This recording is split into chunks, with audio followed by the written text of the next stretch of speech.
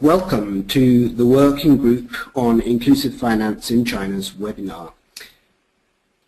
My name is Vidi Tambaya and I'm the Chief Executive Officer of the World Microfinance Forum in Geneva. The subject matter of this webinar is to give an overview of the important players and describe some of the investment opportunities open to stakeholders, both local and foreign. Today we are delighted to welcome over 100 people to this session. Participants come from 16 different countries across 5 continents. They include investors, microcredit companies, NGOs, development banks, private banks, law firms, think tanks, academia, network associations, development agencies, commercial banks, and a vast variety of other players as well. First, a little about the working group. The working group's mission is to serve as a research-based discussion platform that advises all market participants of inclusive finance in China in order to responsibly develop investment into that sector. Market participants include the Chinese government, the private sector, the media, domestic and foreign investors, all providers of inclusive finance in China, and other operating agents. Our understanding of the inclusive finance market is well illustrated in the diagram I'm showing you now. It is the provision of basic financial services to all clients excluded from the financial system. This implies poor and non-poor people excluded from formal and semi-formal financial services. The financial services include, from the left-hand side, microcredit, in the middle, microfinance, which includes products such as savings and insurance, and then on the right-hand side, SME credit. This working group was created back in 2010 and managed by GIZ, the German Development Agency, and the World Microfinance Forum Geneva. GIZ is headed by Thorsten Gieler and his team in China, and I'm delighted to say that they are on the line with us. The working group consists of 15 members and includes companies such as Ernst & Young, Standard Chartered Bank, Fern Software, Blue Orchard, Zhongyang Credit, Creditease, Axion, and others. The past 2 years have been very interesting, yet challenging for us. We have realized how complex the Chinese market is turning out to be.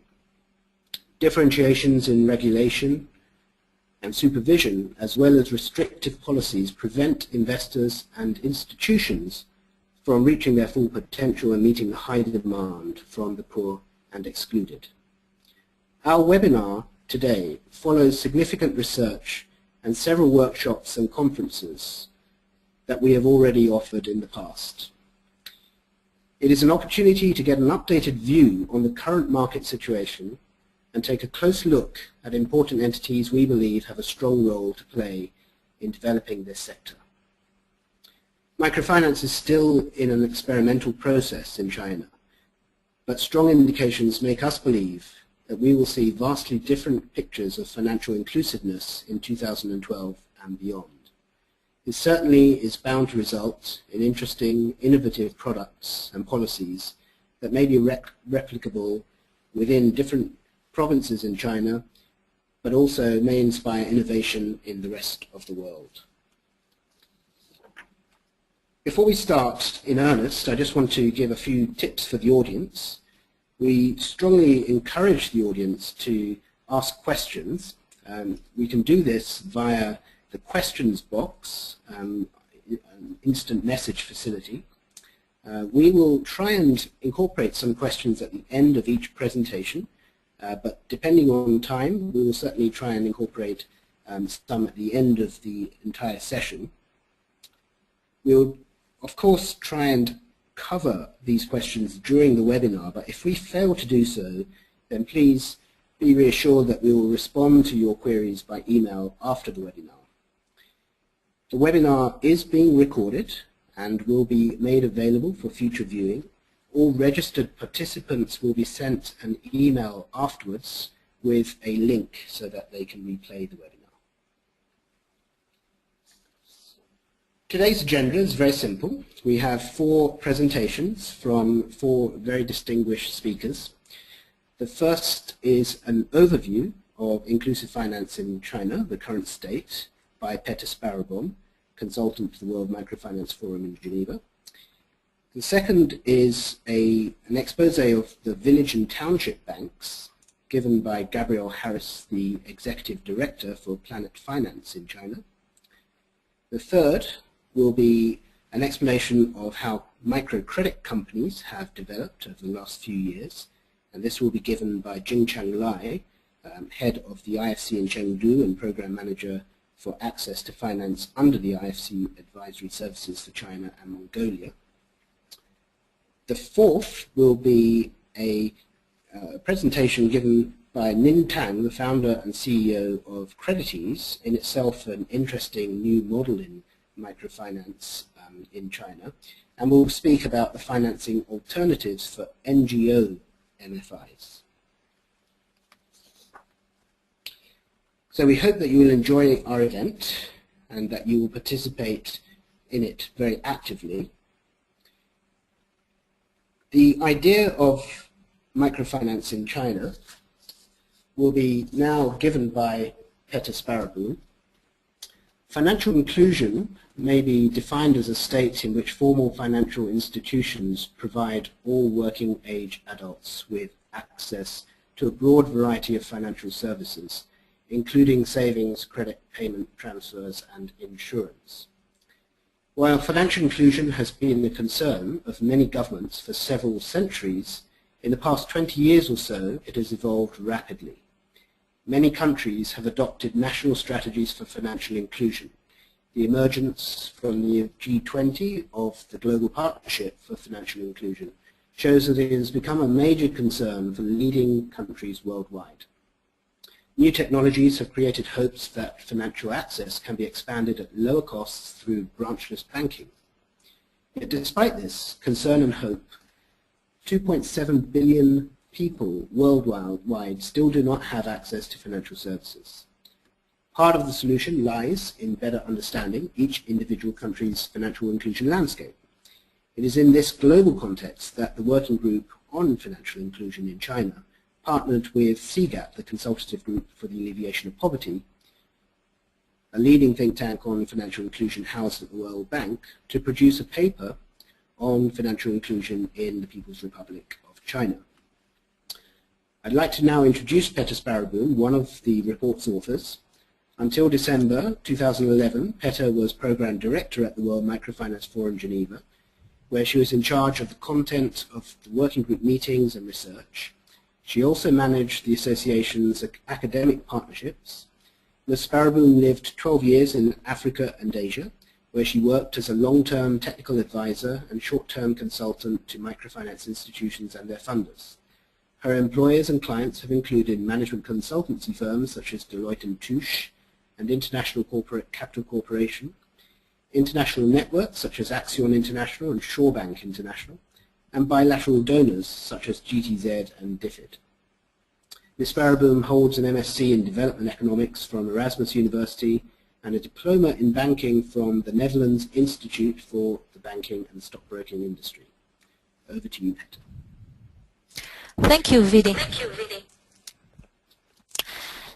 Ladies and gentlemen, I'm pleased to help set the context for this webinar by giving you a preview of our overview paper, which will be coming out in the next few days. My presentation will follow the structure of the paper quite closely. However, in 20 minutes I can do no more than give you a taste of what it contains. Let me start with the introduction. In 2010, the People's Republic of China had 1.3 billion inhabitants. But international investors and donors interested in this market often seek in vain for the right information.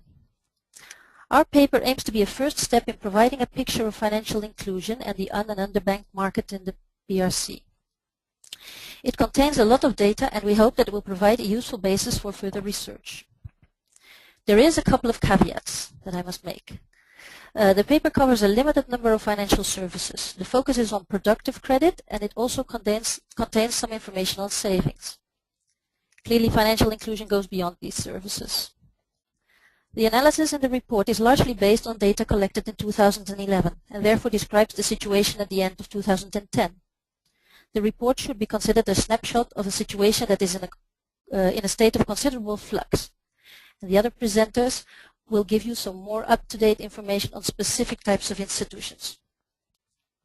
Finally, availability of reliable information is a significant issue in the PRC.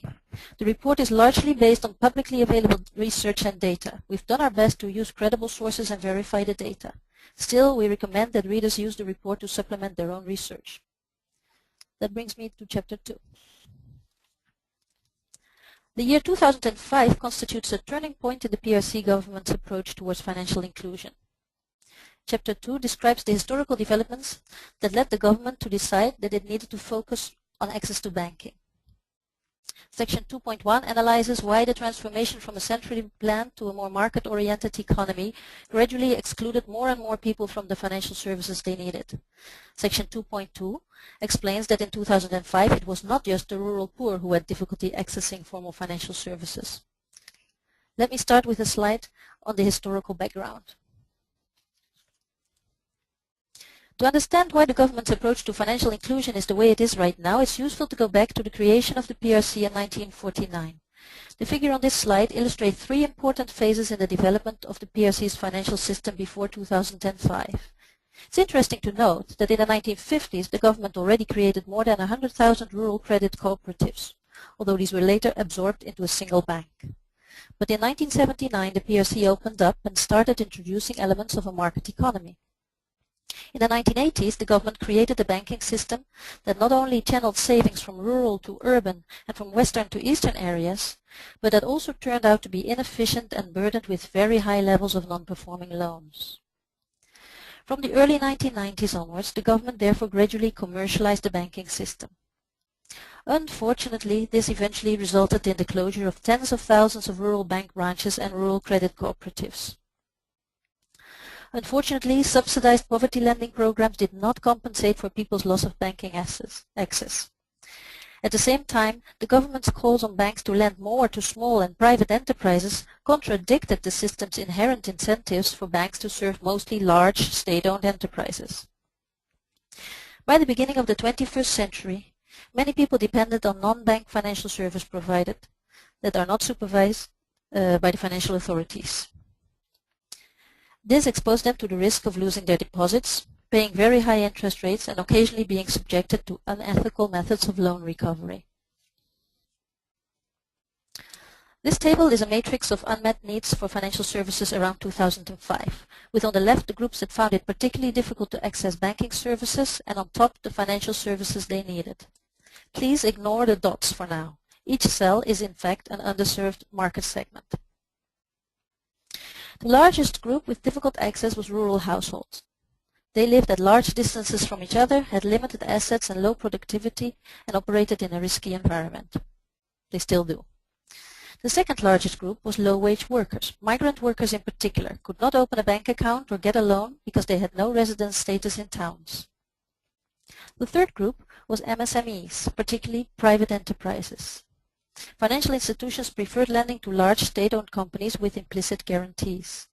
And the fourth group was the unemployed, particularly laid-off workers from state-owned enterprises and rural job seekers in urban areas.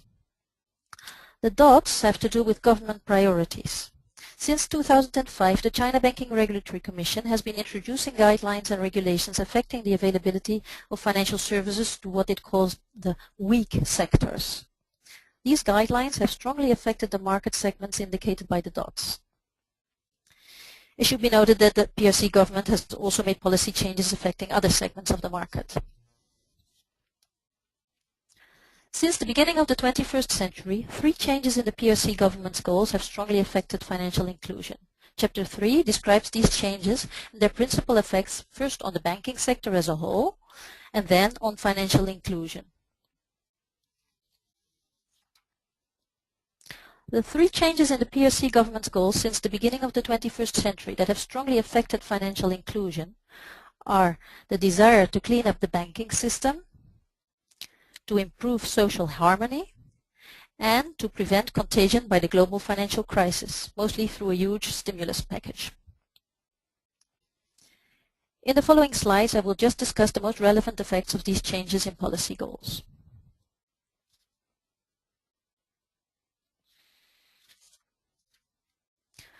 The first new goal, to clean up and commercialize the banking sector, has resulted in a much stronger system. Financial regulators have been reporting healthy bank profits and capital adequacy ratios, even if some vulnerabilities remain. A more welcoming environment has also attracted many foreign banks. The third new policy goal, to prevent contagion from the international financial crisis, included the huge stimulus package. The policies have resulted in new risks to the stability of the country's economic and financial system, but stress tests by the IMF and the China Banking Regulatory Commission indicate that the system could withstand considerable shocks and is therefore essentially more sustainable. Now to the second new policy goal, to promote social harmony. This has widely increased banking service coverage and sustainable bank lending to rural households and SMEs. For example, a massive increase in government-to-person transfers has greatly contributed to expanding ownership of bank accounts in rural areas. Policies to increase the institutional diversity and competition have been a major factor in reducing rural households' dependence on the remaining rural credit cooperatives.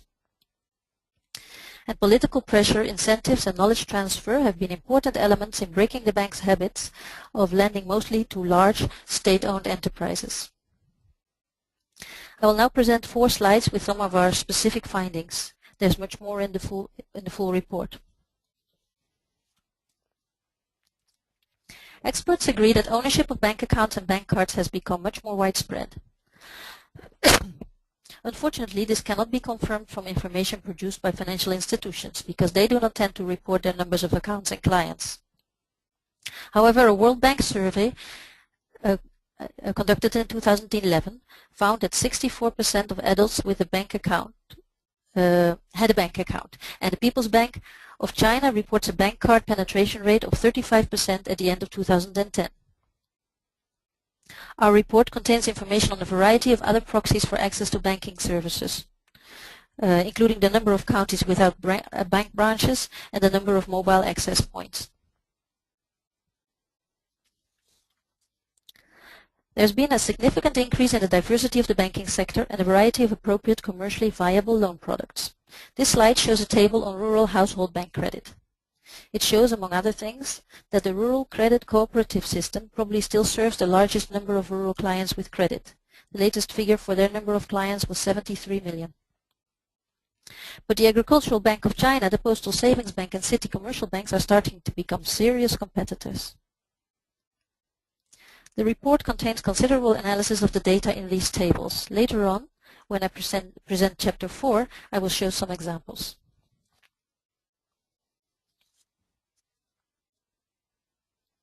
Scores of existing large, medium and small commercial banks have established small business units offering SME loans over the past few years. Here's a table on SME bank credit.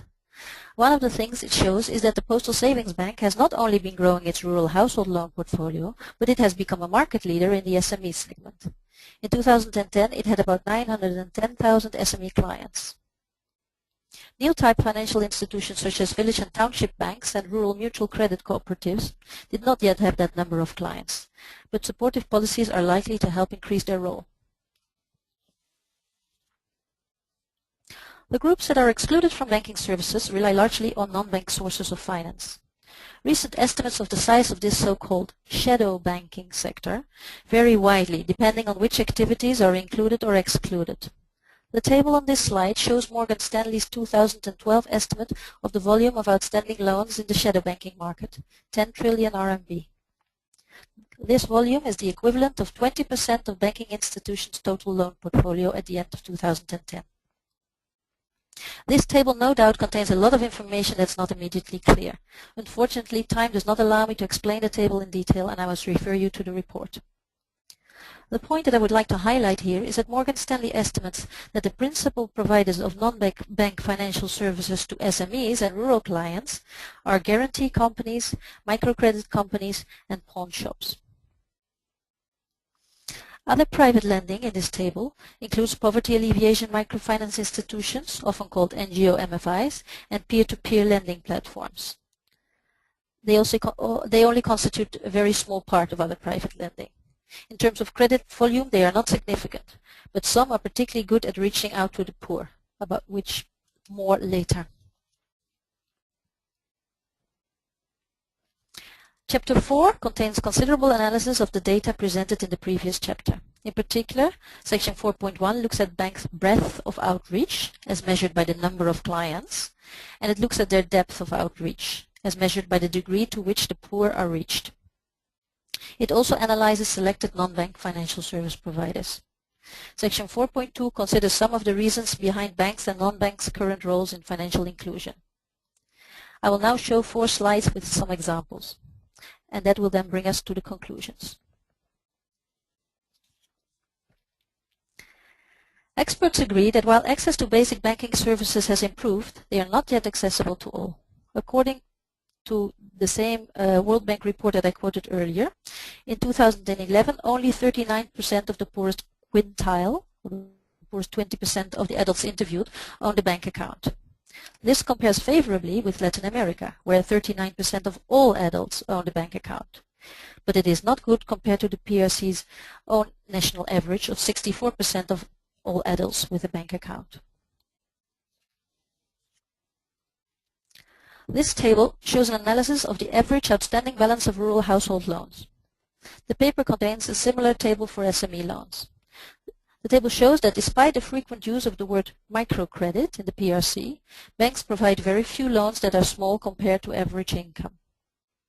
For example, the average size of rural household loans issued by new type financial institutions such as village and township banks is 89,000 RMB, whereas average rural annual net income per capita is 5,900 RMB.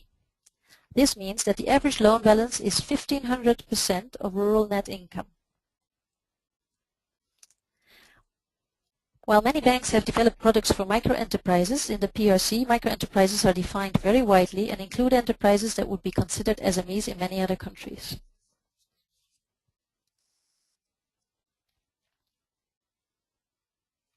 This table shows an analysis of the gap between demand for and supply of SME loans. The report contains a similar table for rural household loans. Just to quickly explain the table, the first pink line shows that total supply is 6.6 million loans outstanding. The gray line under that shows a proxy of demand, 45 million potential clients. The second pink line, right at the bottom, shows that supply as a proportion of demand is 15%. According to this calculation, there is a sizable gap between demand for and supply of loans to SMEs. Now, this table is based on very strong assumptions, which are all explained in the report and which are open for discussion. While SME credit is increasing, banks still face a variety of obstacles to increasing their exposure to private enterprises. We hope to discuss some of these further on during this webinar. For most types of non-bank financial service providers, we do not have data on the number of loans and average outstanding balance. This table presents the data that we have been able to collect. You can see that microcredit companies are rapidly becoming a significant player in terms of number of loans. By the end of 2010, they had almost 500,000 clients, and by the end of 2011, their total number of clients had already doubled. While poverty alleviation microfinance institutions, or NGO MFIs, have much smaller loan portfolios, they are particularly good at reaching out to the poor. Their average loan size of 5,000 to 6,000 RMB is comparable to the average rural net income of 5,900 RMB. Some peer-to-peer lending platforms also manage to achieve considerable depth of outreach.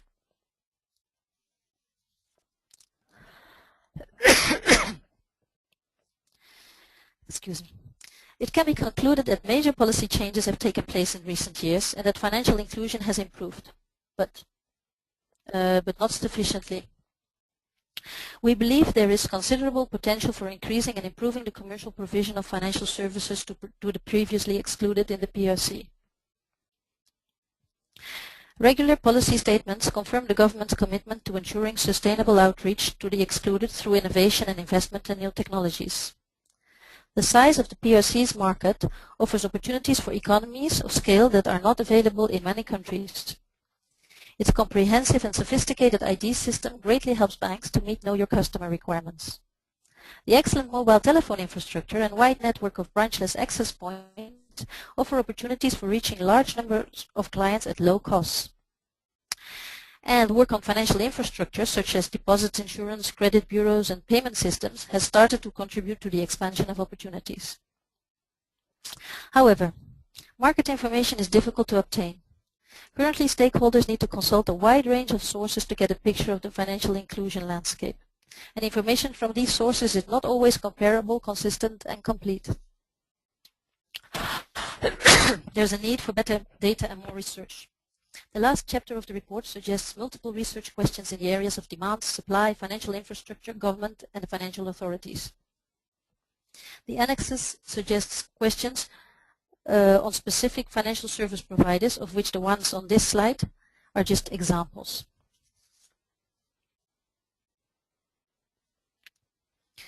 Both Chinese stakeholders and the international community would greatly benefit from more research and from a more extensive exchange of knowledge on financial inclusion.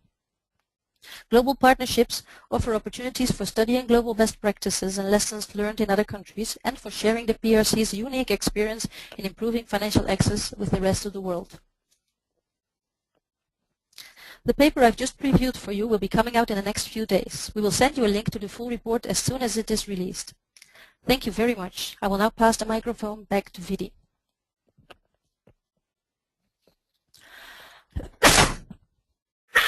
Thank you, Peter, for giving us a good overview of the inclusive finance market in China.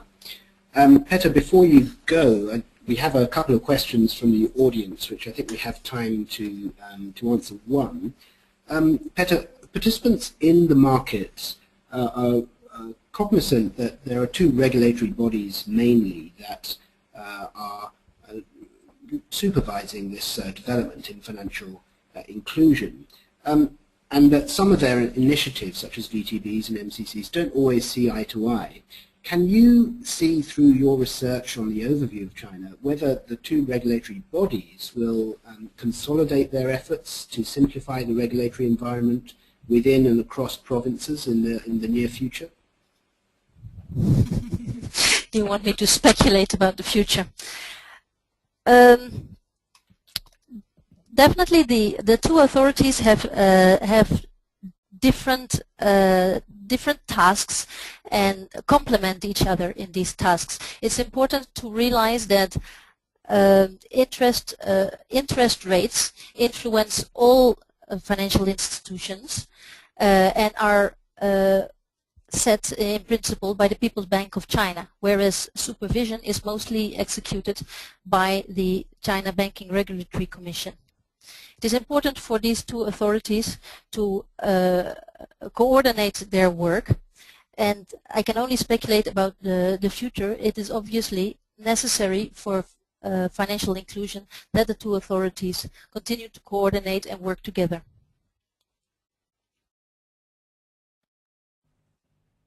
Unmuted. Thank you, Peter, for that. And again, to reiterate, Peter mentioned the report and from which this presentation was made. This will be made available to participants of this webinar and the working group on inclusive finance in China. The next three speakers will each focus their presentation on a particular business model that the working group believes has a significant role to play in the expansion of financial services to the poor in the PRC. These models are VTBs, Village and Township Banks, MCCs, microcredit companies, and PANFIs, or NGO-MFIs. Today's webinar aims to provide elements of answers to two main questions. What regulatory changes are needed to improve financial inclusion, and what can investors do to help enhance financial inclusion? I would now let Gabrielle Harris from Planet Finance get ready for her presentation. In the meantime, I'll be happy to introduce her and the role of village and township banks in general. While the VTB model is enabling the provision of financial services to underbanked people in China, it has experienced considerably slower growth than other models since 2006 due to restrictive legislative and regulatory provisions. The session will focus on challenges ahead for the sound development of VTBs, including new shareholding diversification, target clients, regional development, and the restriction on operational inefficiencies. Gabrielle Harris is an expert in Chinese development issues and business development services for entrepreneurs and would-be entrepreneurs. She is currently the Executive Director of Planet Finance in China. Since she joined Planet Finance in 2005, she has designed and directed several development projects with microfinance components in both rural and urban China. Most recently, she worked on a post-earthquake livelihood loans in Sichuan and conducted impact studies on 5 MF organizations under the PLAN Plan International programs. Gabrielle is becoming increasingly involved in projects related to renewable energy, climate change mitigation and adaptation, entrepreneurial training at the municipal level, and ecotourism in Western China. Her team of experts is also working with medium-sized banks seeking to begin delivery of microloans to MSME and SME markets. So it gives me great pleasure to introduce Gabrielle, and I hand it over to her now.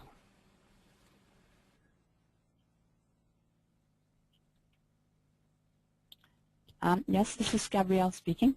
As Vidi mentioned, I'm heading up the office in Beijing for Planet Finance, and I propose to do a little bit of analysis on what village and township banks are doing, what their value proposition is, and what some of the problems are. I think this this particular model is not so well known. It's relatively new, and so of course with a short time available, I can't be comprehensive, but I'll try to give you at least some broad brushstrokes. First, I need to just introduce, perhaps some people are not familiar with Planet Finance. Planet Finance was begun in 1999 by Jacques Attali in Paris. The vision was for a world without poverty, and it sees the development of microfinance as being something that is very powerful in poverty alleviation. And increasingly, we have come to focus on access to financial services as our big goal. We have offices in 28 countries, and most of those offices are providing technical assistance and advisory services in order to increase that financial inclusiveness. Our office in Beijing has been around since 2003, and we've mainly been doing rural development projects, always including microfinance of some type. And now we are more and more being called on to work with city commercial banks, village and township banks, and of course the smaller microfinance institutions to help make them more sustainable and to help them create new business models or modify their business models to be more inclusive. So the backdrop, talking about village and township banks, the backdrop has to be the socioeconomic backdrop. Petra just now gave us quite a comprehensive overview.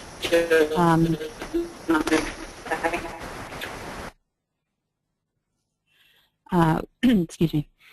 But I think the main point in terms of when we're thinking about these new models of banking and also loan companies, we have to be quite focused on the main goal being the social harmony that could be derived from reducing the income gap, which is a yawning gap.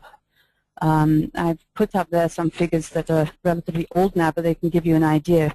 If a general average across China for rural households, we're making something like 5,000 renminbi in 2009, and that was compared with, say, 17,000 in urban households. Rural finance is something that's got to be a high priority in order to enable entrepreneurship in the rural areas to flourish, and the government is highly aware of this. So the Gini coefficient was at 0.42 according to the World Bank in 2001, which is pretty high for a country in development. So the VTBs were an initiative by the China Banking Regulatory Commission, which was highly aware of the need to restore support for agricultural activities. I have to say that there is some mythology around VTBs in terms of some people have the idea that because they were set up at the county level, they necessarily were focused on financial inclusion from the outset. But that actually I don't think is true. They were really set up in order to make agricultural support a reality, and that's why they were set up. And so it was also part of the overall government wish to increase competition in every sector, and because their wish is that more and more institutions will be in the rural areas, and that this will force competition and add more choice for the consumers of their services. They were also hampered by very high registered capital demands, and so they wanted to have a vehicle that would be quite a bit less onerous and would be able to have new players coming in. So that was another goal, was to lower the threshold for capital. And then they also wanted to make up for the fact that, as Peter mentioned, there's so many banks and many of RCCs were closed down in the early 2000s, so created a financial services vacuum. Now the VTB model itself, just to briefly look at that, the point of a VTB is the same as the point of a big bank, to give a full range of banking services, but the difference is that it's registered at the county level, or it can be at the district level of a city, with its catchment area for clients restricted to a county or a district. This makes it very different from an ordinary bank. Then the structure is also a little bit different. So the regulations insist that, the original regulations insisted that the bank must be started by a bank, the initiating bank, and the bank must hold a minimum of 20% of equity, a figure which they've since reduced.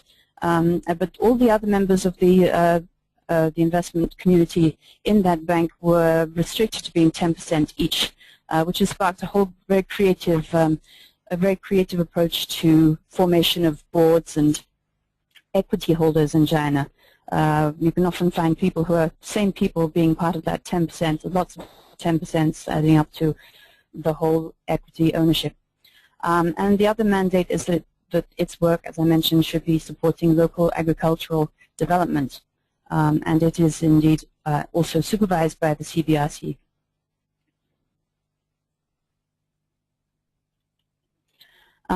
So in the backdrop of the formation was what we call the Sannong, or the Three Agriculture Campaign, to improve agriculture, village life, and the living conditions of farmers. It was also an initiative started because there had been a lot of buzz around the previous initiative that Lai Jingtang will talk about, which was the MCC initiative, which started about a year earlier than the CBRC initiative. The Banking Regulatory Commission had certain goals, wanted to have registered 1,200 new type institutions, which included the village banks. They wanted to do that by the end of 2010. But in fact, when they came to make the tally, it was at about 400 over all provinces except for Tibet. The more recent figure given in the CBRC report is that there are now 635 VTBs, also not close to the goal that they were trying for. Of course, we have to think about when they set up the VTBs. This initiative was right in the beginning of the financial crisis, and so this had certain implications for this model, implications which are still with us till today. So when the global financial crisis hit, one of the first reactions of the regulators was to raise the level of capital adequacy reserves and loan loss reserves, which was extremely hard for the VTBs because they were very new. They'd just been set up in geographic areas they hadn't been in before, and they didn't have a loyal base of customers. So we had experience at Planet Finance of working with banks where the entire workforce of VTBs became to chase deposits and not to do anything much else. And of course, they couldn't even lend because if they hadn't hit their capital adequacy and loan loss reserves, then they couldn't actually lend. It was out of their capacity. Gabrielle, maybe you can talk a little about these capital adequacy ratios that you mentioned. How close to the capital adequacy ratios have VTBs come now that they are they're partway through and actually near the end of the financial crisis in China? I think that, well, I can't talk about all VTBs, obviously. For the ones that we've seen, they've mostly made it now, because now they've restarted lending. They were definitely very stressed during the whole of 2010, and maybe halfway through 2011, but they now seem to have stabilized. Of course, it helps that time has gone by and they've developed a branding in the local areas that they jumped into all of a sudden in 2010. So I certainly can't speak. That would be something very interesting to look at. But from my experience, they have recovered and now they're stabilized. Something else I'll talk about a bit later on maybe is that, of course, we have initiating banks, some of which have deeper pockets than others, and so the ones who are deep-pocketed and making several VTBs in a group, like a holding group or a management group, they have had the advantage in terms of having enough resources.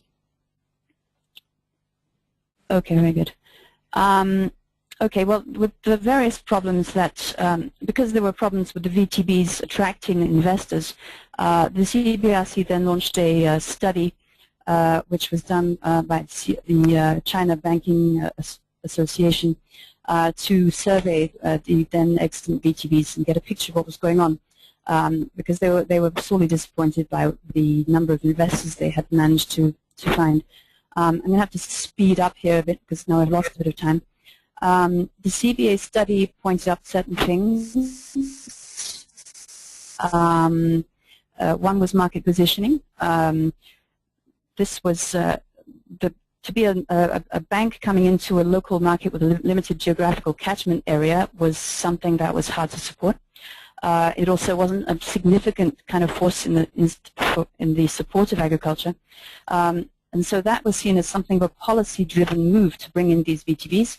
But actually the intention was that VTBs should be commercial enterprises, and so that you had a bit of a mismatch.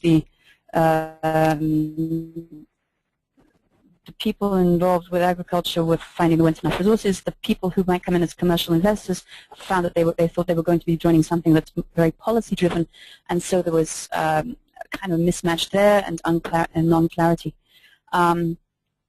The main players at the time were still the rural credit cooperatives and in some cases banks that they had formed in the countryside.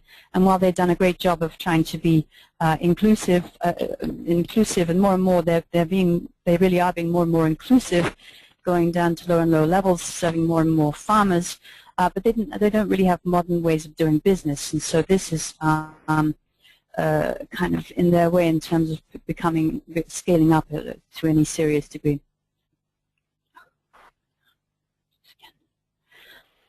One idea that the CBA had was that these banks would be very helpful in stopping the hemorrhaging of local money going to urbanized areas out of the rural areas. We've seen a lot of changes on that front, particularly with the post office bank. But they were hoping that local VTBs would channel more funds into local development and thereby stop the outflow of capital to non-rural areas. This is a hope they espouse, not sure whether that's going to work. One fear that CBA aired out was the fear that private lending in the vacuum has become such a factor that there's an increasing debt burden on those taking rural residents taking loans. I certainly see it myself in my rural work. there's almost no checking going on. There's a very weak credit recording system, and so it's very easy for people to be holding multiple debts at any one time. And this is not necessarily improved, I find, by the BTBs because they're not focusing on the lower income market to any degree that I can see, with very few rare exceptions. Now, in terms of the structure of the business model, the original idea was, they were twofold, they were conflicting. One was that it should concentrate the shareholder interest of the initiating bank. The other was that they wanted to limit the concentration of participating banks in the ownership. So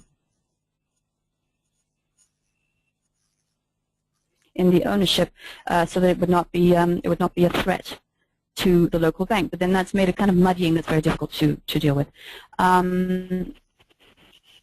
Then VTBs have, because they're normal banks, they're doing normal services, they have not really been able to customize their services properly to do things like supply chain financing, rather specialized things. They are not really getting into that.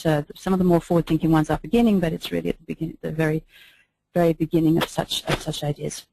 Presentation. In the meantime, Gabrielle, what role does credit bureau have with VTBs? Are they mandatorily covered by VTBs? And if so, how do they use credit bureau?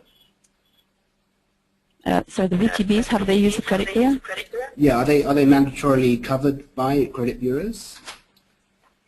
Yeah, I think all banking institutions are inside the credit recording system. The worry is all the other things that are not inside the credit recording systems. Right. Okay. And that's data quality issues. MCC. Yeah. So it's a completeness issue.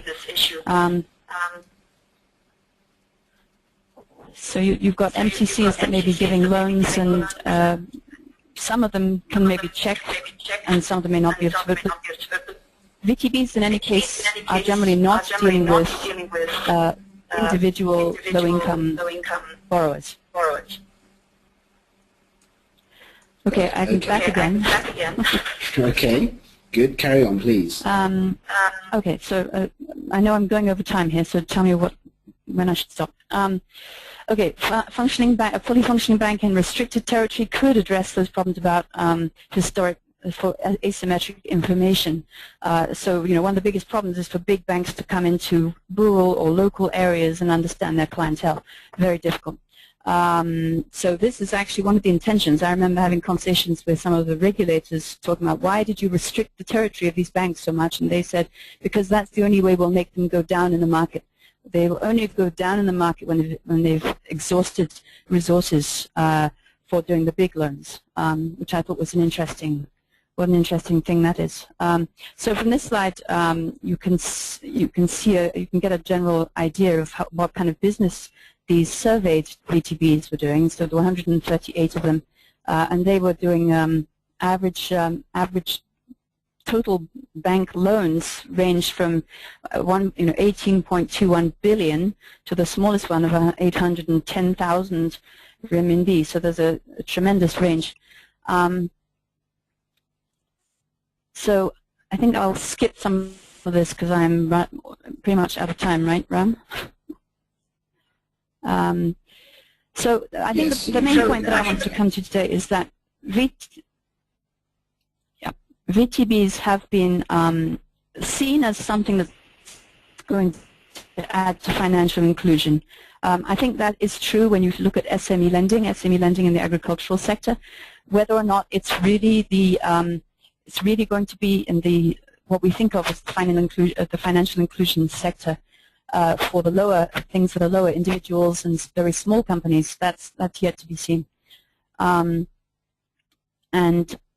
it's really hard to imagine when you talk to VTBs that they're going to join up with NGO-type lenders or they're going to have them as partners. There are NGOs that are hoping to turn into VTBs, not clear whether that's going to happen.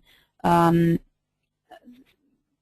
so far, it seems that investor interest is solidly focused on on the MCC model. Of course, VTBs have a big advantage in terms of being a convenient and low-cost model for establishing new bank branches. That seems to be really what's most favored, and especially by the urban, the city commercial banks. They're by far and away the heaviest users of the model of VTB because it's a cheap bank branch for them. Plus they bring their own methodology, and some of those city commercial banks have already developed ways of doing MSME lending. So they're natural, maybe perhaps they are the natural inheritor of that model. So this idea that there's a kind of evolution from microfinance NGO to microcredit company, then microcredit company to township village bank, I don't think it's necessarily the way that things are going to go. Though some people think of those as being kind of the knights on white chargers to come and save financial inclusion, but I think the cultures are really, really different in these different kinds of organizations, especially in terms of what they're willing to tolerate in risk levels, and they also don't represent similar levels of innovation capacity. Just to check back in time a little bit, when Premier Wen Jiabao went to Wenzhou and kind of created a fuss there about all of the underground financing going on, that was followed by a pilot with its own special laws called the Wenzhou Comprehensive Reform of Financial Services, and one of the things in there was stressing that loan companies should be, well, the ones that have the right conditions should be given a chance to turn into VTBs. And since then there's been a lot of kind of rather bitter debate in Wenzhou saying how no companies are applying to turn into VTBs. And that this is a failed idea. It's not going to happen.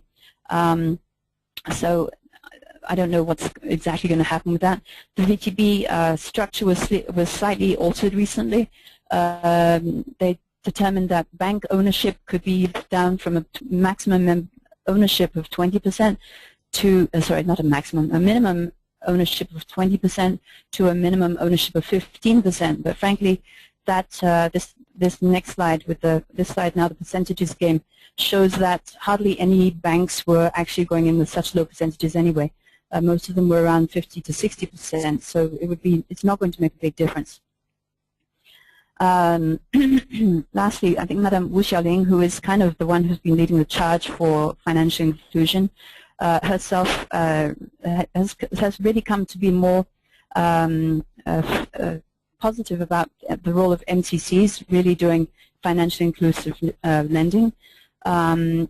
And so she points out that they really have become financial institutions. It's just that they're not deposit-taking ones. So this, I think, from her point of view, this idea of different risk cultures is very strong, and she doesn't. I don't think she sees VTBs really filling that gap right now. Nevertheless, VTBs do need to become better investment models.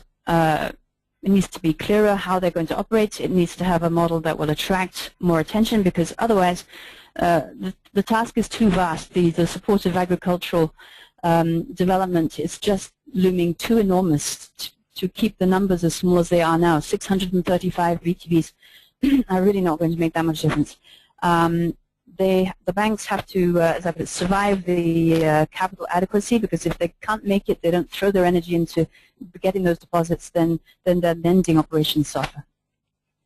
And then the other thing is, I think, is they should really be taking advantage, and some groups are, especially in Eastern China, of leaving alone, not making standalone VTBs, but making groups of VTBs that can share resources, because there's especially if they are going to take on new markets, then they don't want to have to reinvent the wheel each time. They want to have a management information system or methodologies. They don't want to have to keep reinventing that. So the larger initiating banks are beginning to make groups already which share technology, which makes a lot more sense, and it makes a costing sense as well. It also gives them a much stronger marketing presence. Okay, finally, just to go back to the working group on inclusive finance in China's main recommendations regarding this is really looking at incentives. What can we do to make, what could be done to make VTBs look more towards low-income populations. And so there is talk of interest rates could be different for them if they were with the type of VTB that would be willing to target low-income populations, be more inclusive, in other words. This could apply to both deposits and lending. There could be reduction of taxes as an incentive for those VTBs. And there could maybe, I'm a bit doubtful about this one, but maybe there could be operational extension of geography to reward those VTBs that are willing to go to the lower part of the market. So this is all with a view to making this more of a living kind of institution, and whether or not the CBRC is interested in these ideas is to be seen. They made a small move, but not especially meaningful, I believe. I'm not privy to them to know to their views, to know what they're thinking. But obviously, what they've got right now is not quite working in terms of, at least not in terms either of agricultural support or financial inclusion. Okay, I'll hand it back to you. Thank you, Gabrielle, and we appreciate that you're in a remote part of China and technology is a bit of an issue in terms of connectivity and so on, so we do appreciate that. In the same vein, there have been many questions coming in regarding VTBs around the transformation rules, the shareholding rules, and so on. But in the interests of time, what I'll do is I'll reserve those to the end and ask you them at the end if we have time for those. But now we shall move on to the next agenda item, the role of microcredit companies. Informal lending, as Gabrielle mentioned, in Wenzhou has come under some scrutiny by the central government in recent months. Microcredit companies, while based on underground lending, are important vehicles operating in a fairly established legal framework. More than 5,000 MCCs have been set up since the pilot project was launched by the central bank back in 2005. Challenges that will be discussed in the next presentation include equity sources, refinancing mechanisms, leverage, and geographical limitations. Our speaker is Mr. Jinchang Lai, head of the IFC Chengdu and program manager for access to finance under the IFC Advisory Services for China in Mongolia.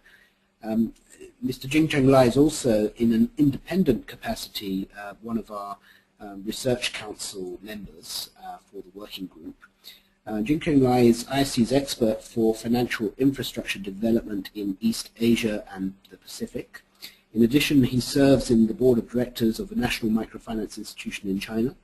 Mr. Lai was the deputy general manager of IFC AS China and Mongolia during 2007 to 2009 and a program manager from 2002 to 2007. In this capacity, he has led over 40 technical assistance and policy reform projects in the area of banking, secure transactions reform, leasing development, credit reporting systems, microfinance, rural finance, housing finance, SME development, industrial clusters, investment climate reform, and insolvency framework. Mr. Lai graduated from Peking University, People's University of China, and the London Business School with a master's degree in economics and finance. So it's my great pleasure to hand over the webinar to Jinchang Lai.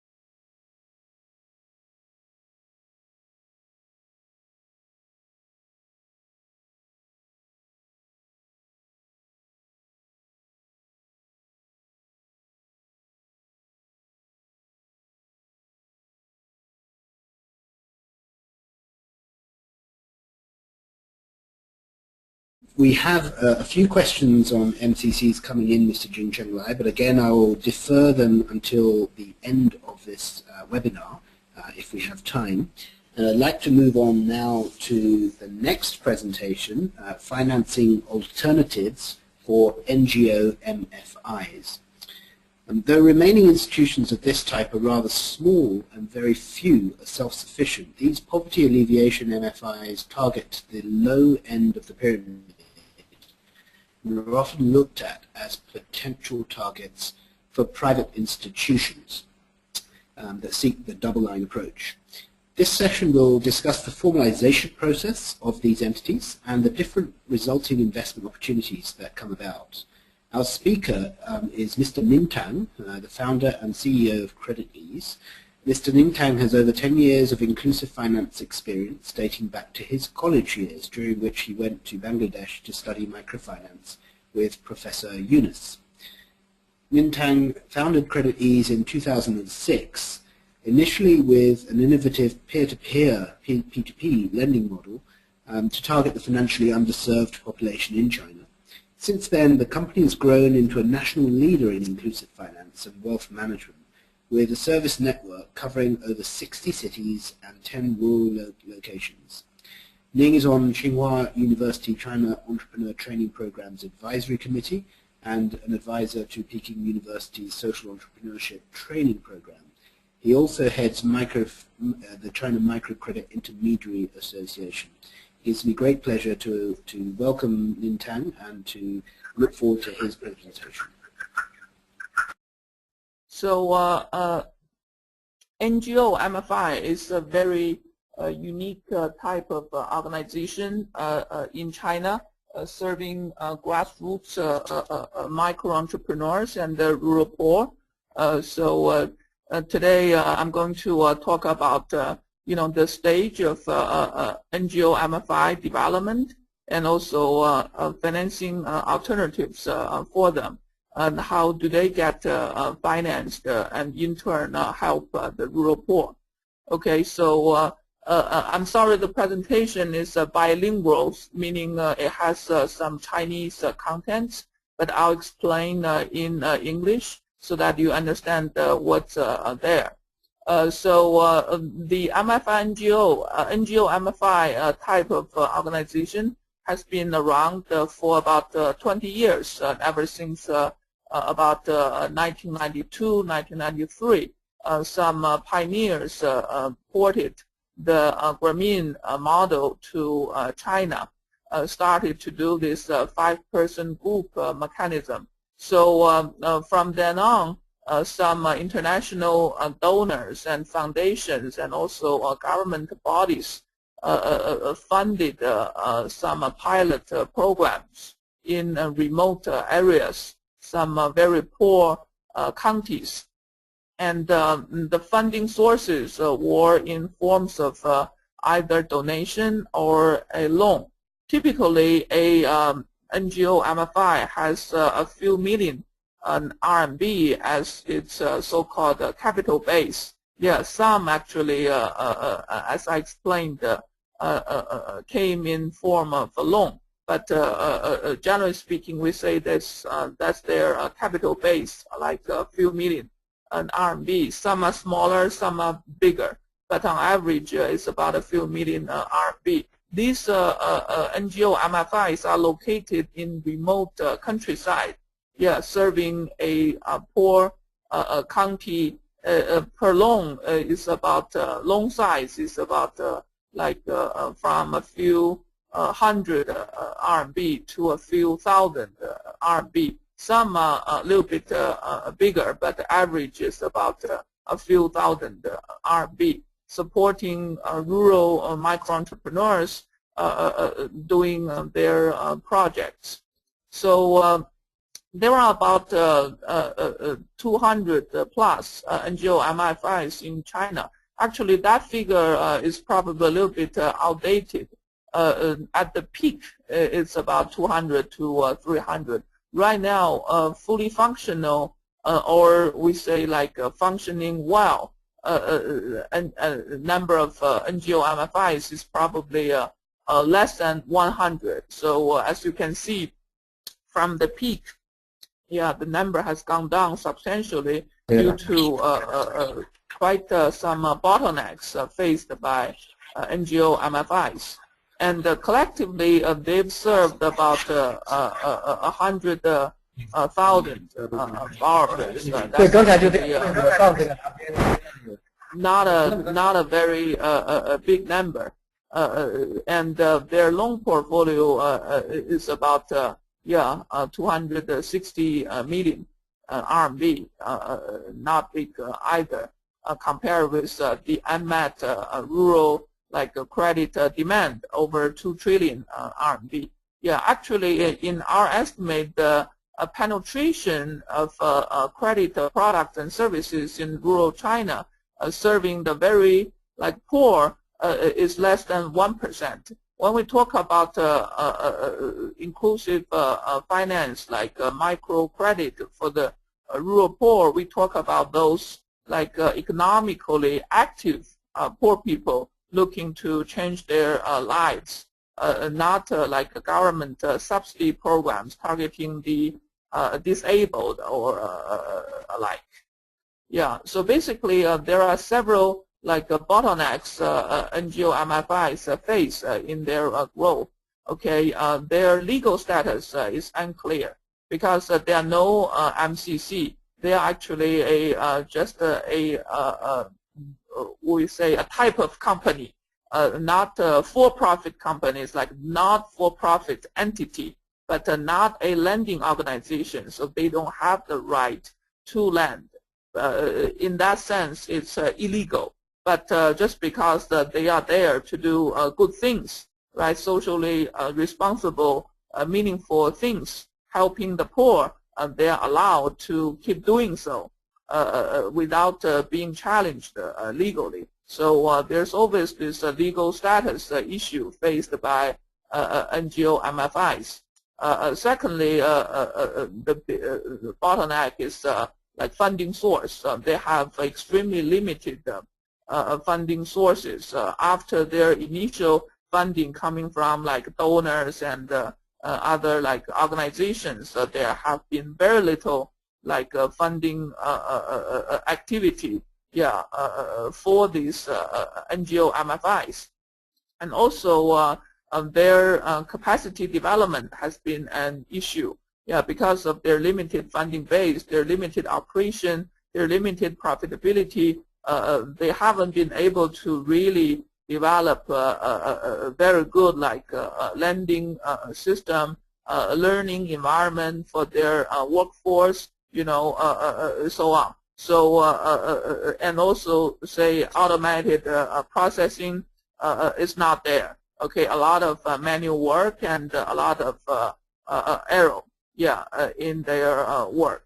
So that's another really serious bottleneck for them, this capability development. And also, as they scale up, they need more talents to join, but talents are very difficult to attract. Yeah, given the legal status and also the rather poor commercial conditions of these NGO MFIs. But in this session, we'll be focusing on, in our view, their biggest bottleneck, growth constraint, which is a lack of funding. How innovative funding sources help NGO MFIs to grow. Internationally, there are many ways, right, including fixed income, equity, securitization and deposit taking, so on, with these leading institutions showing here. But in China, we can see there are also some local innovative models developed in the past recent years, helping NGO MFIs. Here is one model. You may be aware of the Kiva model, which is peer-to-peer, like person-to-person or people-to-people platform, enabling urban philanthropic lenders to lend to poor borrowers through NGO MFIs. So that way the NGO MFI becomes a kind of a middleman, a platform, linking the lender with the borrower. And that model is becoming possible and popular in China. Actually, Kiva, which is based in the States and very popular all around the world, is not in China. The main reason for that is capital, like currency conversion. U.S. currency is not fully converted to RMB and back. So Kiva, for that reason, is not in China. But there have been some local models, local innovations following the Kiva model. The next slide shows how popular Kiva has been around the world. About over $300 million raised for the rural poor since 2005. So let's see how China has been doing. And here I'm giving some examples, right, how the Kiva model has been working in China. There are some companies, some entities, doing this P2P between the urban rich and the rural poor. And one example I'm showing here is actually leading this market segment called Yinongdai. It has actually helped over 50,000 rural poor people covered by over 10 NGO MFIs. So as you can see, since 2009, the website got started. It's growing about 500% in terms of the loan volume, between the urban rich and the rural poor. It's reaching 25 million RMB, about 4 or 5 million US dollars. And the number of lenders is also increasing tremendously at a rate of over 500% a year. So and it's gaining momentum. So this is actually quite helpful to NGO and MFIs expanding their funding base. So that's like a retail model, piece by piece, P2P, person to person. Another model that innovative organizations have experimented in China is the so-called wholesale loan model. So we recently saw China's first wholesale, like a micro credit fund, for NGO MFIs. It's actually workable for all kinds of what Mr. Lai pointed out in his previous presentation, non-deposit taking lenders. But this particular fund is for NGO MFIs, like institutional LPs, and also big individuals can put funds into this wholesale fund, which in turn lends to NGO MFIs. So this is very similar to Bangladesh PKSF wholesale fund model. The wholesale fund was launched about less than a year ago, and recently the size is about 10 million RMB. And the first round of screening was just done, and about 6 organizations were picked from about 100 NGO MFIs, and typical average like loan size is about 1 million RMB. So compared with the P2P model is about 100 RMB, 200 RMB. So that's more retail, and this is wholesale. Some other organizations have also experimented this, including the U-turn organization, but my understanding is that they've changed their model to something different, like a case-by-case lending situation, not the wholesale loan model. So that's another alternative. And here I'm also giving a case study about a NGO MFI located in Ningxia province, which has successfully turned it to a MCC, like a microcredit company, Jin Chang covered in his previous session. And this transformation process was quite interesting.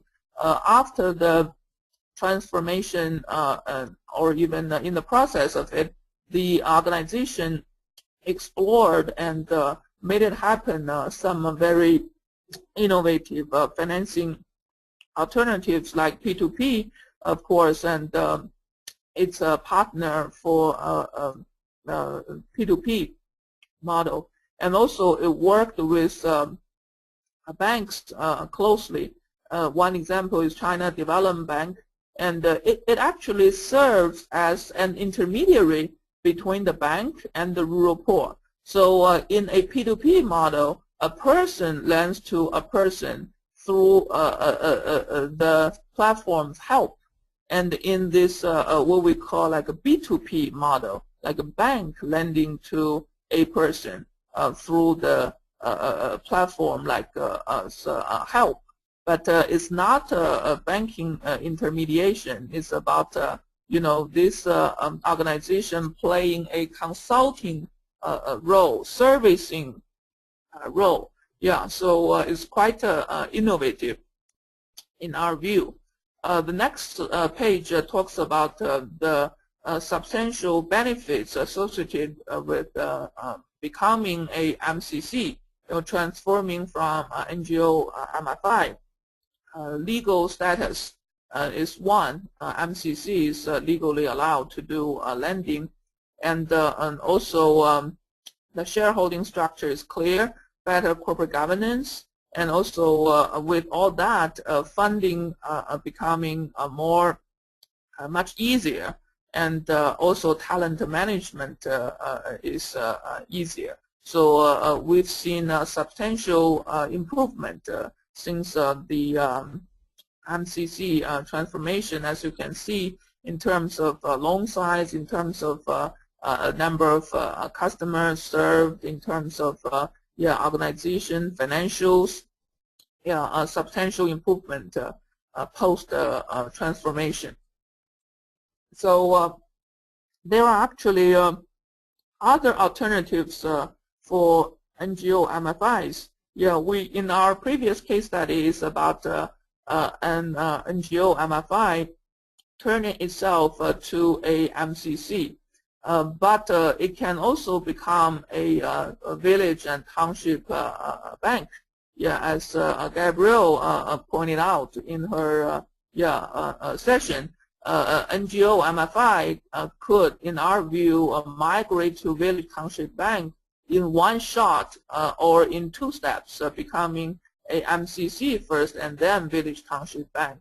But we question that route's feasibility because of this ownership issue. A village township bank is majority owned or effectively controlled by a bank, which may be a conflict to the entrepreneur's plan. Okay, so that's one possible way. Another alternative is actually for an NGO MFI to become a microcredit service intermediary, as the case explained in like Ningxia MCC. Although it's an MCC, but when it works with the China Development Bank, it's actually a intermediary. It's a service intermediary. Basically, it does like customer sourcing, customer like credit evaluation, recommendation to the bank, the bank makes the loan to the borrower, and the Ningxia company entity is a service company and is a consultant. So that's also in our view, a likely alternative destination for NGO MFIs, because such a structure is allowed legally in China, meaning like becoming a service company, like linking the rural poor. It serves with the funding source, the bank or a trust company or other entity that can legally lend. So in our view, that's another alternative. So there are actually alternatives for NGO MFIs to grow and become commercially viable and attract outside funding. But the NGO MFI needs to be really mindful of this double bottom line, double bottom line strategy. In our work, we see like a lot of NGO MFIs are not very market oriented, and they charge below market rates, and they pay below market rates, and their sales, marketing, risk management, and other like practices are below par, and they claim to do really good social work, but good social work needs to be done in a very sophisticated, very good manner. So we, in our view, this double bottom line objective is very important. Creating social value at the same time achieving commercial financial stability. So we discovered that those double bottom line mindful entrepreneurs and NGO MFIs stand a much better chance to succeed in the real world. And also innovation is possible even without becoming a MCC or any other organization. An NGO MFI can tap tap funding in a creative way. P2P works, wholesale fund works. So, but that requires the leader, the organization, to be innovative, to be open-minded. And in our experience, Credit East was instrumental to the creation of the wholesale fund and also the P2P model. And those NGO MFIs who actually worked with us first, have benefited a great deal from being innovative, being open-minded. So their typical growth rate is much higher than and also I guess they really need to advance this the times, meaning like in Chinese 与时俱进, like because the time has changed, and they need to change as well, to become more market oriented, to become more open-minded, and to be like mindful of the double bottom line strategy. So that concludes my presentation. Thank you very much. Thank you, Mr. Ningtang. That was a very, very informative presentation, which was very well delivered. We have many questions on all topics, but there are a couple on NGOs in particular that you might deal with first. We have some questions from the audience regarding the NGOs are some of the oldest institutions that lend to this sector. Why is it then that the government hasn't provided a relevant framework for them to operate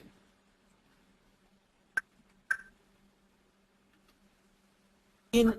In our view, NGO MFIs actually have been pretty quiet, pretty not known to the outside, and they haven't done a very good marketing job, and their scale has been very limited.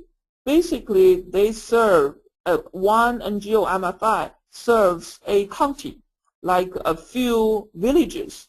Give you an example, like we went to Pucheng County in Shanxi province, right? The county has about 300 villages, and the NGO MFI, having been functional for over 5 years, served only 12 villages. So it's very limited scale and a very limited reach. So without this market-oriented skills and scalability, there's really little noise in the market. So it's probably lost. Yeah, but recently more and more noise. That's because market forces come into the play, and so there's more visibility. And by that, do you expect more NGOs to transform in the way that Ninja NGO did? I guess for those open-minded and innovative NGOs, they stand a better chance to become successful. They can either transform themselves into MCC or microcredit service intermediary, or even just remain a NGO and be very successful. We've seen very successful NGOs, all around the world. I don't think it's necessarily the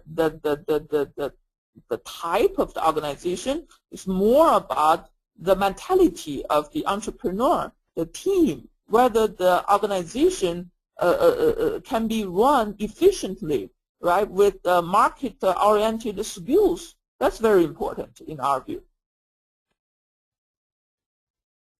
Thank you very much for that.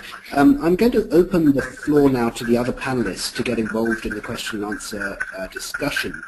We've had a number of questions come through. They are mainly targeted at broad topics such as NGO and VTB MC transformation, the regulatory environment, innovative products. And what I would like to start with, though, is the client targeting set of questions. And I'd like to direct this to principally Gabrielle and to Jinjung Lai. Which institutions are targeting the same types of clients? And I guess the questions relate to what the client targeting strategies are for VTBs and MCCs in particular, whether MCCs only serve SMEs, or whether when we talk about micro-lending, we talk about the really poor segment of society being served in the right way. And so maybe, Gabrielle, can I ask you first what the changes in client targeting are expected for some of the regulatory changes that you outlined, the shareholding structures of VTBs in particular? Do you see client targeting as being a victim or a beneficiary of such changes? Okay. I don't think the 15% is going to make much of a difference. That's to do with the structure of the equity.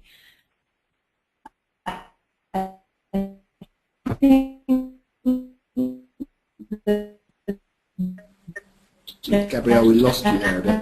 The climate of... Can you hear me now? Yeah, that's better. Okay. Okay, so shall I start again?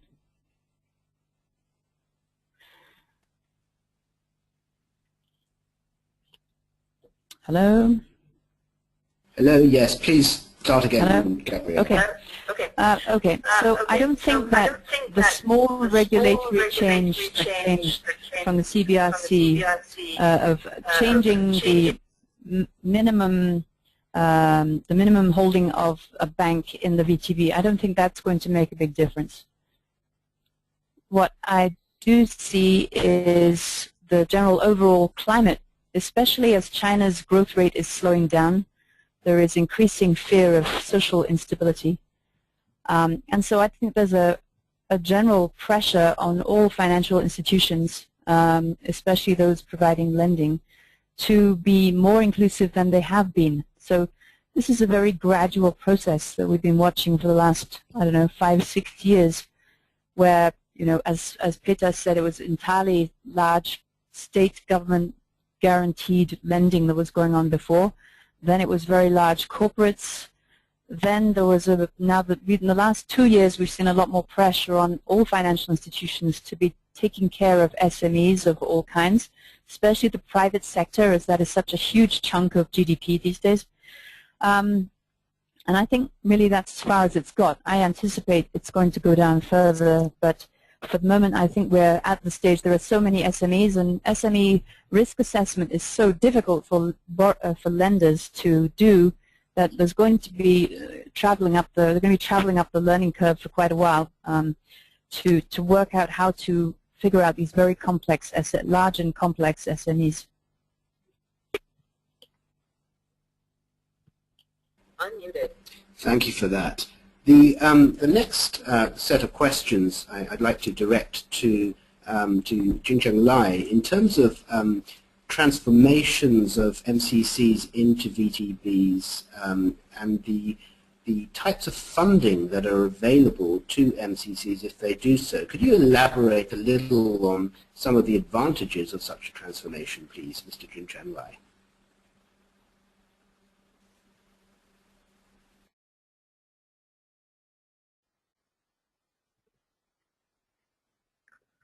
Yeah, in the market there has been some talk about transforming from non-deposit taking to deposit taking. Personally, I would think that the authority may allow a few to transform into VTB as a symbolic step, but this will not be done in a economy. You just simply cannot allow too many deposit-taking institutions to exist.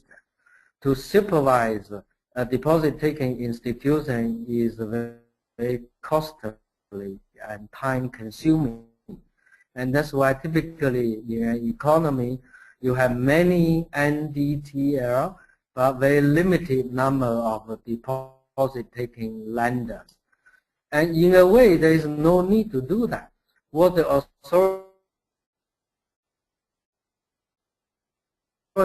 needs is to open up the enabling environment for the MCCs to operate, and particularly to open up the funding sources. And risk is very low, in fact. But somehow they perceive to be high is because of the history. In the regulator only see commercial banks, see non-depositors. So they need time to understand this industry. Thank you.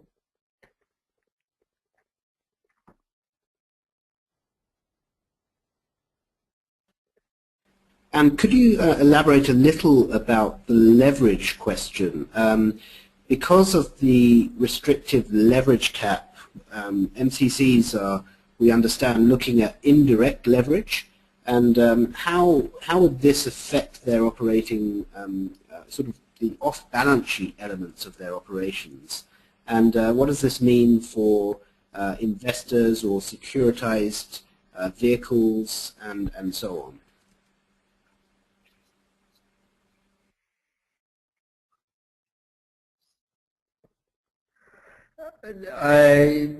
There are two ways to answer the question. One is the current leverage ratio of 0.5% is too low, and normal leverage ratio should be 4. And there is also a misunderstanding about what is is prescribed 0.5% leverage, 0.5 times leverage ratio. And in the document or in the policy directive that the central government issued, it only means the banking institutions. That means the borrowing from the banking institutions cannot be more than 50% of your equity.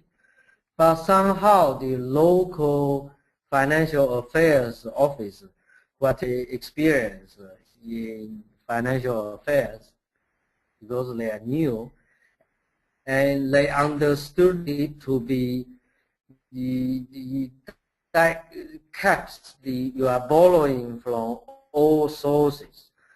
For example, there are some they could borrow from shareholders, and borrowing from the shareholder not be included in the 0.5 times leverage ratio, because those are not from the banking institutions, and the risk for regulator is very, very low, and is only borrowing from their shareholders. But the local FAO, the local financial affairs authority in some place, interpret it as that also comes, which is really strange asserts. And that's one angle of reply. The other of reply, I think, individually, things like security or those kind of things are very realistic, and see as a probably more realistic is like loan participation, where the bank will participate like 40%, 50%, and the bank takes the risk. That helps you to increase your business. Then the other way is basically asset sale. So once you have booked your loans and you have carried it for some time, you could sell away some part of your portfolio so that it's no longer on your balance sheet. So these two ways more likely. The other way not very, unless the authorities really understand what is non-deposit taker and how they should be dealt with. Unmuted. Thank you very much for that. I would like to ask Mr.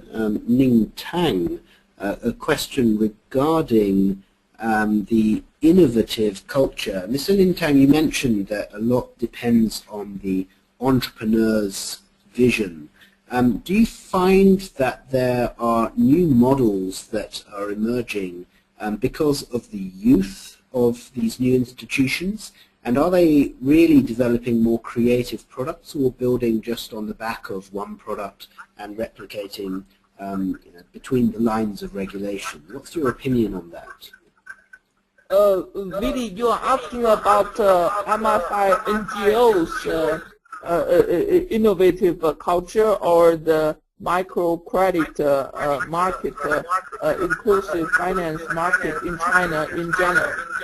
Actually, in general, I'm asking about the market in general. Okay. Yeah. What we are seeing is that the market is undergoing some profound changes. Okay. In the past, like 10, 20 years ago, there were huge unmet needs as well in the market, but actually on the supply side, some structures, some entrepreneurs, some organizations didn't do a good job actually serving the demand well. Yeah, they may have come up with some structures, but those structures could have been illegal or in gray area. Yeah, such as the so-called illegal deposit taking, yeah, in the past, which caused quite some financial and even social trouble.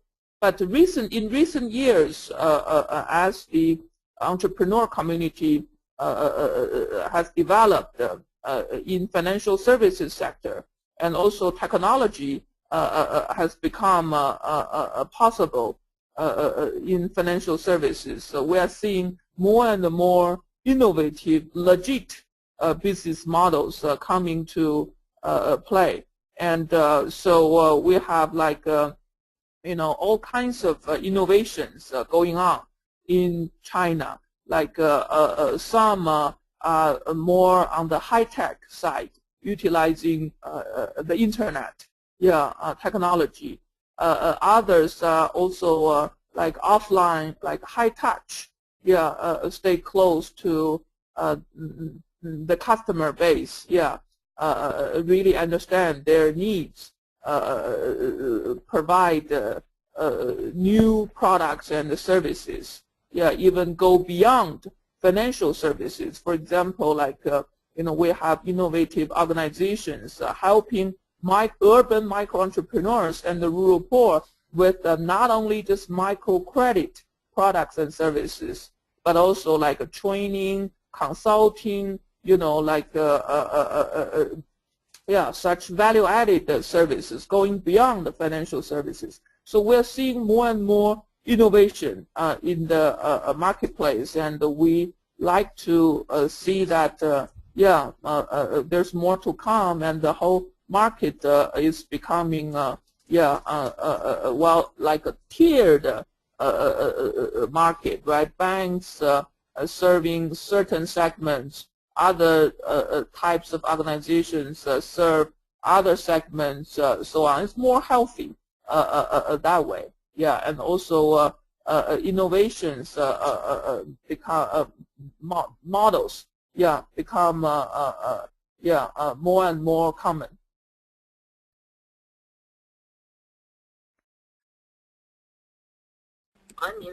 Thank you for that. And on that basis, it's good to hear that there's lots of innovation in the market. And this is going to pose more problems, I think, for the regulator.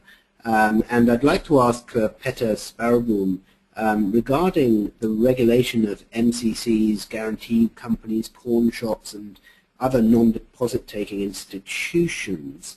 A lot of this regulation seems to be taken up by local finance services offices, the so-called Jinrongbang. And so what do you know is being done to equip these local officers with the types of skills they need to keep up with the innovation culture that, that Ning Tang has just mentioned is flourishing? Peter. Thank you, Vidi. I had lost a connection for about 5 minutes, so I hope I didn't miss anything essential. Yes, well, in my presentation I talked about non-bank financial service providers, which are often called shadow banks in popular speak, and also in the press. For financial inclusion, it's very important that these shadow banks or non-bank financial institutions are starting to be considered as proper participants that can play an important role in this financial inclusion. And that happens when they are considered as non-deposit taking lenders, and they're properly regulated and supervised. From our research, we've seen that this regulation is increasing. And actually, as you saw in the table that I presented from Morgan Stanley, quite a few are now considered to be regulated by CBRC. This regulation and supervision is not prudential as it is for banks. It's a much lighter form of supervision and regulation. And that makes it feasible to grow the number of these institutions without too many risks for the society as a whole. Indeed, some financial institutions that are not deposit taking are being supervised on a local level, and as far as we know, both PBC and CBRC are putting in a lot of effort in training local financial officers in doing the right kind of supervision, knowing what to look for, and especially knowing where not to intervene. We see good progress here. Unmuted. Thank you very much, Peter. I do want to push you on what the local regulatory authorities are lacking in terms of keeping up with new regulatory changes. Do you foresee that there will be more effort being put to the local officers to keep up this way? Unfortunately, I do not know the answer to that question. Okay, well that's something that we may be able to look at as a working group. Well, I think we've run over time due to technical difficulties and sound quality issues. So I thank the audience for participating this long. But the time has now come to close the webinar. I think it's been a very rich set of presentations and a fruitful discussion and question session.